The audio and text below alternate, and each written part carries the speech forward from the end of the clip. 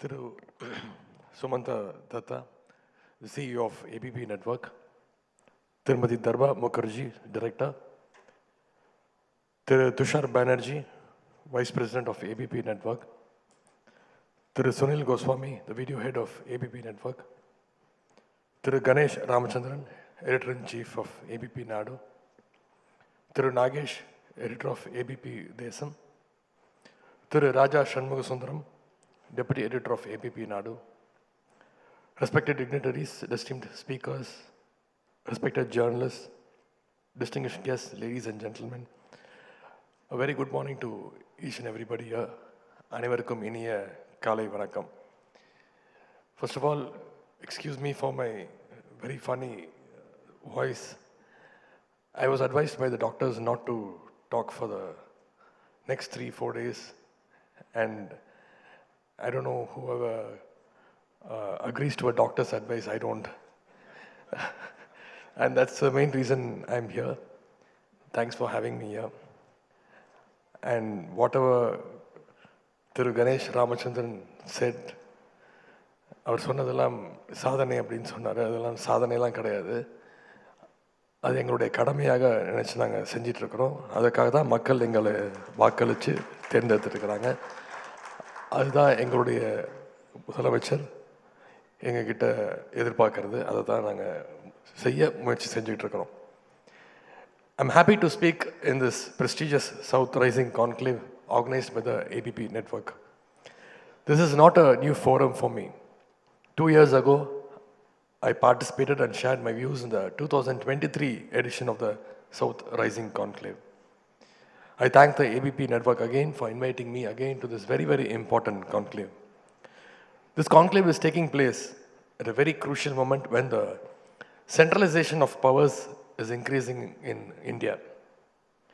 Last time I spoke under the topic Tamilnadu model, what India can learn. This time I would like to speak under the topic Dravidian algorithm, a framework for strengthening federalism. What is an algorithm? An algorithm is a set of clear steps used to solve a problem or to reach a result. In computers, it works like a method that tells the machine exactly what to do at what time, step by step, to get the correct output. In a similar way, Tamil Nadu's politics also follows a clear and consistent method. That's what we call the Dravidian algorithm. This algorithm has been developed from many social, cultural, and political inputs gathered over the past century. It is this algorithm that guides the people of Tamil Nadu when they make their very important political decisions. One such political decision is that the Tamil people will never submit to the dominance of the union government. You may all know the constitution outlines the structures and powers of the union government. Even though powers are divided, they are placed under the union list, state list, and the concurrent list. So when our constitution clearly uses the term union government, why do most of the media and many northern leaders, they still call it the central government? When we call the government in New Delhi the central government, it creates a mindset that they are at the center and they can at any time pull all the powers towards themselves. That is why our Honorable Chief Minister, Yavahara Stalin avargal, began using the term union government instead of the central government. The moment he did this, the BJP leaders and the supporters, they started criticizing us. They asked, how can you call it the central government as union government? And they are still upset about this simple but very powerful word, the powerful correction. DMK's view on this subject is very, very clear. The union government should only have those limited powers that concern the entire nation. The 4 key areas such as the defense, the foreign affairs, the interstate communication, and the currency. Other than these, all the remaining powers should rest with the state governments. This is the DMK's stand. We continue to fight for the state autonomy, even as the union government keeps resisting it through increasing centralization. Our leaders, Peraringer Anna and Muttamalinga Dr. Kalaignar, had always said that a strong federal system is what truly strengthens our country. The significant part of the development in India has come from the efforts and initiatives of all the state governments. Unfortunately, instead of supporting the well-performing states, the union government is actually punishing them, penalizing them. The union government has been penalizing states like Tamilnadu through unfair sharing of tax revenues, delaying or blocking the funds, imposing centrally sponsored schemes across departments, the new education policy, and recently the delimitation. They are also undermining the elected state government through their appointed governor.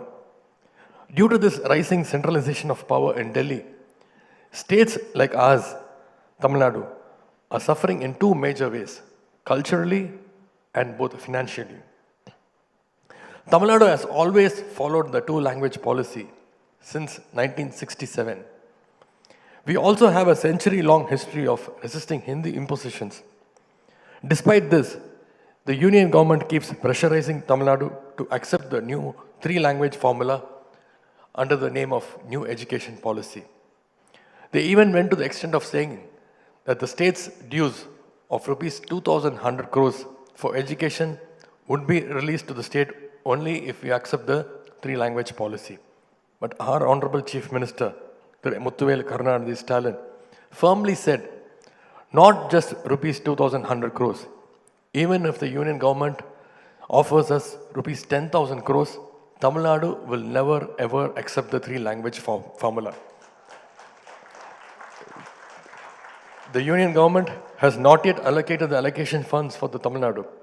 Therefore, our government has initiated legal proceedings before the Supreme Court to secure the education fund. We are still fighting for it. And let me state clearly before this gathering, if the union government tries to impose Hindi or any other language on our people, Tamil Nadu will never hesitate to rise again and fight another language battle. Similarly, the union government tried in every possible way to stall the archaeological excavations in Kiradi. But our Dravidian model government stood firm and continued the work to uncover one of the oldest civilizations in our country. Even after the Kiradi report was submitted with clear scientific evidence, the union government has still not approved it, giving baseless reasons. Why? Because the party ruling the union government wants to create its own version of the history, even if it means ignoring the evidence. First, they must understand that India is a multicultural, multilingual nation. Every state has its own language, own history, own culture, own pride, own politics, and its own heroes. But the BJP wants to overshadow all of this with their idea of one nation, one election, one culture, one language, one religion, and one history. The BJP wants to impose cultural dominance over all the states. Their aim is to reduce all the rich and diverse cultures of our country to a single identity and bring everything under their own control. Their goal is to push India towards a strong unitary system by making the state governments powerless, or I would even say, by completely destroying the very own idea of states. They want state governments to function like municipal corporations, following the orders from Delhi. And because the BJP sees the DMK as a major obstacle to their agenda, they're making all efforts to block the developmental agenda of Tamil Nadu. They are misusing the powers of the union government and even independent institutions. Whenever Tamil Nadu and other southern states raise physical concerns and demand a rightful share, the BJP-ruled union government chooses to completely ignore these issues. The unfair way of sharing tax revenues and other funds has already affected the southern states, even though we contribute more to the nation's economy. To silence the voices of these economically stronger states that ask for fair fund allocation, the BJP is now pushing a new strategy, the delimitation.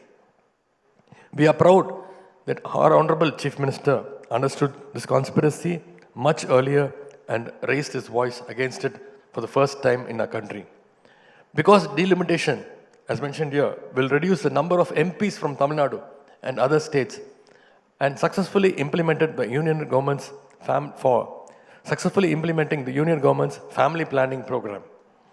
Meanwhile, the states that did not implement the population control measures properly will get more Lok Sabha seats if this plan is carried out. If I have to summarize the BJP's plan in one line, they want economically strong states to become politically weak, while economically weaker states to gain more political power. This delimitation will only lead to more concentration of power in the union government and will destroy whatever little federalism is left in our country. Most of you must be aware the union government recently rejected the Tamil Nadu's metro rail proposals for Coimbatore and Madurai. Citing what is the reason? They said the population figures, it is very less. But as many of you are aware, several cities in BJP-ruled states with populations smaller than Coimbatore and Madurai have already received approval for new metro rail projects. As the DMK government continues to resist every attempt by the BJP to assert its supremacy over the state governments, they are misusing all the institutions under their control to threaten the state governments. They are unleashing the CBI, the ED, Income Tax Department, and other agencies against the DMK leaders and ministers with only one aim, to silence us, to silence Tamil Nadu. The BJP has already taken control of AIDMK, which is supposed to be the opposition party in Tamil Nadu. By threatening them through these very institutions, they have turned the AIDMK into a mere branch of BJP. While the democratic forces are voicing against the Special Intensive Revision, the SIR list, AIDMK approached the Supreme Court in favor of the SIR. The BJP expects the DMK to behave just like this submissive AIDMK, a party that has the term Dravidam only in its name, but acts completely opposite to the Dravidian ideologies. The BJP has already used every investigating agency against us.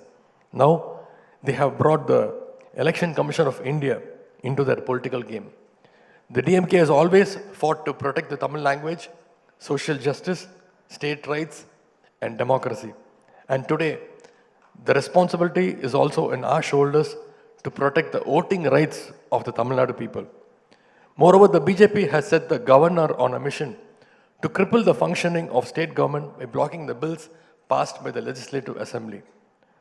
The Tamil Nadu governor even wanted to change the name of our state, Tamil Nadu. He dropped the idea only after facing massive backlash from the people of Tamil Nadu. Many decades ago, our leader, Muthamazhingar Kalaignar, had formed a committee headed by Justice Rajamannar.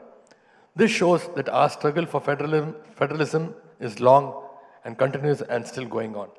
Now, our Chief Minister has also formed a high-level committee on union-state relationship with former Supreme Court Justice Kurian Joseph as the chairman.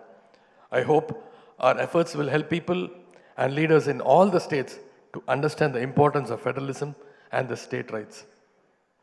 We want constitutional amendments that will give more power to the states so that India can truly function as a strong union of states. Over the century, through political struggles, social movements, cultural awakening, and the guidance of leaders like Thandai Periyar, Peraringer Anna, Dr. Kalaignar, and now our Honorable Chief Minister, Tamil Nadu people have discovered the best way to live with dignity, self-respect, equality, secularism, and harmony. That's why I call this century-long process of opposing and fighting the divisive forces as the Dravidian algorithm. This algorithm will guide us and give us the strength to resist communal and divisive forces to protect and strengthen the federal structure of our country. We are not against the union government. We are against the undermining of the constitution. We are not demanding special treatment. All we are demanding is a fair treatment to all the states. Strong states make a strong nation. Federalism is not a bargaining chip. It is a foundation of India's unity. As long as centralization attempts continue, as long as the state rights are denied, As long as the states are treated as subordinates, DMK and our leader will stand, speak, and fight at the forefront. Our voice is not just for the Tamilnadu, but for the idea of India that the Constitution envisioned. Thank you all for this great opportunity. Nice meeting you. I wish this conclave a great success. Nandri, Vanakkam.